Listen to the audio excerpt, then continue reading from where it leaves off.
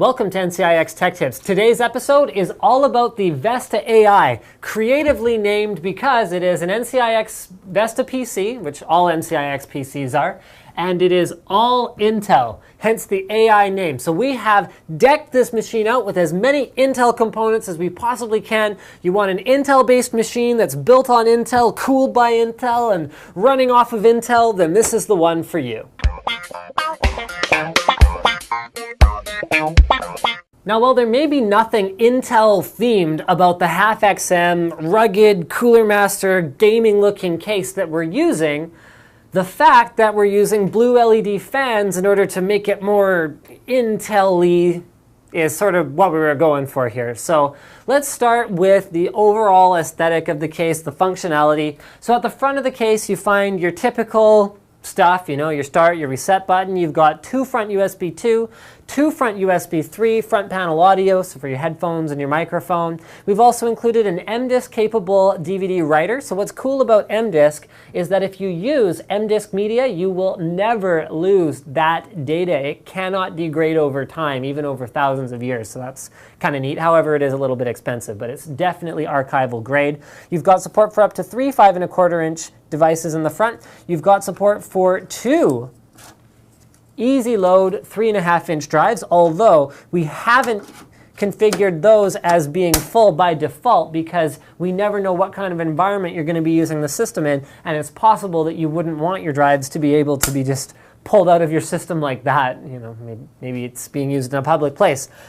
So blue LEDs. So we've got a blue LED fan in the front, blue LED fan on the side. The whole case is very easy to open up because it's just got a side panel handle on the side that'll just open it right up, totally toolless. In terms of rear I/O, you guys will probably have an overlay to see this, but you've got 4 USB 2.0 ports, 4 USB 3.0 ports, a PS2 keyboard mouse combo port, HDMI and DisplayPort out. So this is using a Z77 board, which means you can either use onboard video if you change the configuration, although I wouldn't recommend that, or you can use Lucid Virtue MVP in order to enhance your gaming experience with your dedicated graphics card and use the integrated graphics on the CPU for video transcoding, which is very effective. We've done a completely separate episode on NCIX Tech Tips about that. You got eSATA, FireWire, Gigabit Ethernet, optical audio out, as well as 7.1 audio support with 2 DVI ports and full support for DisplayPort and HDMI off the graphics card itself.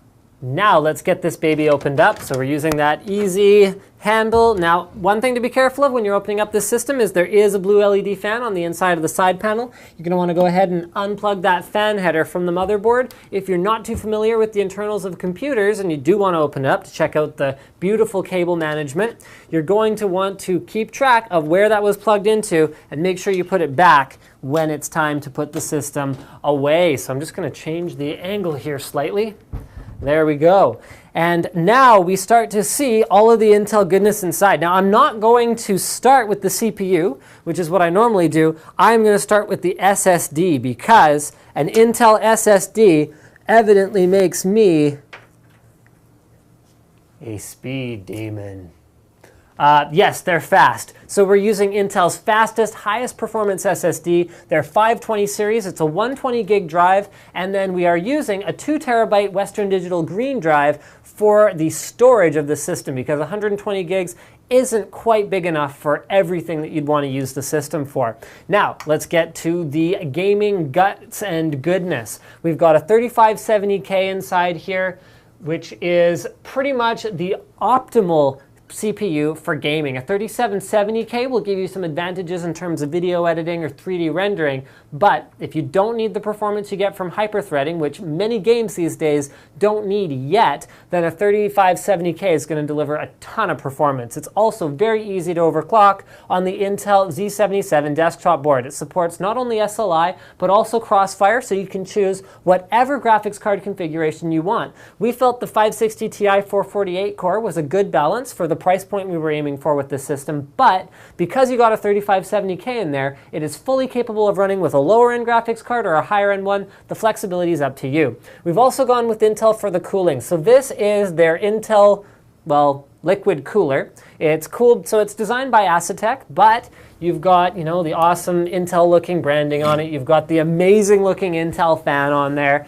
and it happens to perform really well as well. It is basically equivalent to something like a Corsair H70. Uses a thick radiator, a good quality fan, and a good pump water block kit or unit. So you're not going to run into any difficulty in terms of keeping the CPU cool, even if you do decide to overclock. We're also using limited edition Patriot Intel Extreme Masters memory. So yeah, it's, you know, sort of, I guess it's just an Intel sticker on the side, but it is validated and certified to work with Intel systems, and it looks really cool and kind of fits in with the overall theme of the system. To go along with the half XM case, we've gone with a Silent Pro M2 850 watt power supply from Cooler Master. It's 80 plus silver, it's modular, and it makes the cable management in this case look absolutely amazing.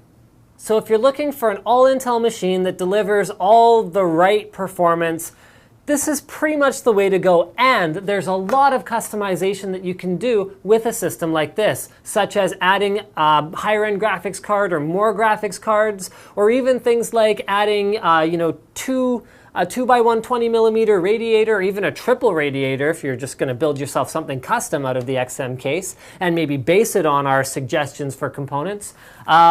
And I think we've pretty much covered everything about it pretty well. The one thing that I wanted to show you guys, because I thought it was kind of amusing, is I have a preview of the email newsletter that's going to go out about this system, and I couldn't help noticing that there's a link to Linus showcasing the Vesta A1, but I haven't done it yet. It's like videoception. Don't forget to subscribe to NCIX Tech Tips. What happens if I click on it? Do I disappear?